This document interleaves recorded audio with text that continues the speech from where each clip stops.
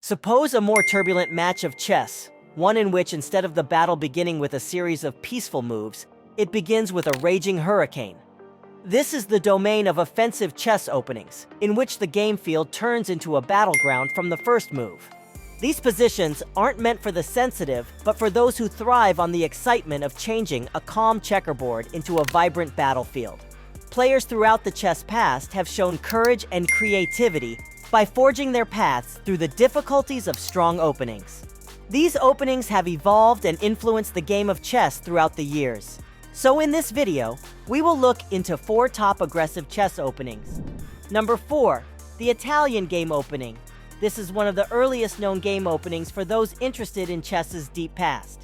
It is suspected that chess masters like Palladio and Damiano invented these approaches in the 16th century. Most experts avoid this opening because a poor performance could result in a tie. Each player moves their core pawn, with white going to e4 and black to e5.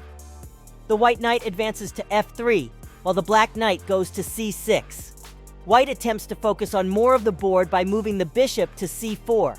Even though this is a lively early game square, the game often settles down after this phase. The positive aspect is that white has a lot of different bold options at disposal to break up the game. White can play either the Evans Gambit, pawn to b4, or the Italian Gambit, pawn to d4, if black moves the bishop to position c5.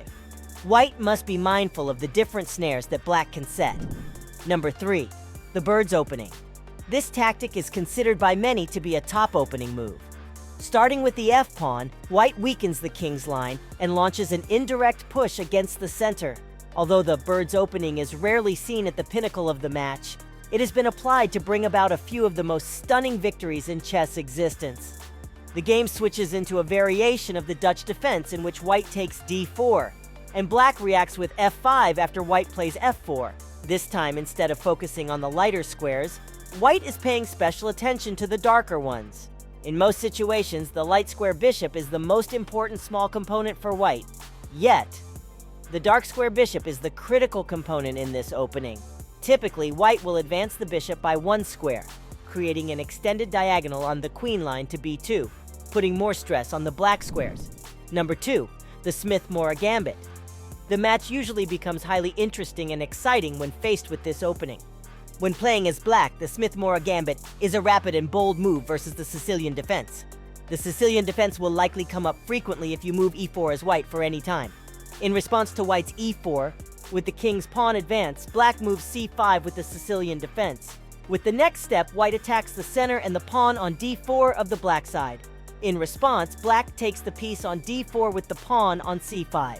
As an outcome, white loses a pawn, and black controls it. After that, white plays c3, risking another pawn to advance the attack and weaken the other player's defenses.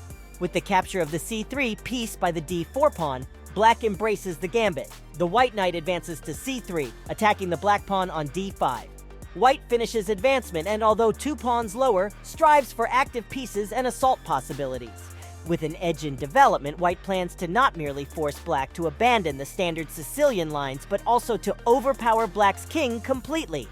To take on the weak f7 piece, the white has to shift the bishop to position c4 and move the knight to f3 for superior command, and get ready to head to the king's side of the castle. White can apply strain to black from multiple fronts with this arrangement. Number 1, the Vienna Opening. The Vienna game is widely regarded as one of chess's most strongly solid openings. It complies with all the standard opening rules while providing space for individual interpretation from strong and cautious players. After white's initial move with the e4 pawn, black responds with his own on e5. White advances a piece by moving the knight to c3 and gains authority over the center of the board. There are primarily 3 ways that black can react to the Vienna game.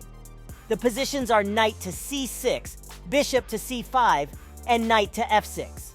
After each of black's moves, white decides how to continue with the game. White can play a reserved game by gradually moving the smaller components into the center of the board and hoping to maintain both time and spatial advantage, or it may engage in a gambit with f4, putting into several variations of the king's gambit. That's all for this video. Leave your thoughts on this moment. Also, take a minute out and subscribe to our channel. Stay tuned. See you soon.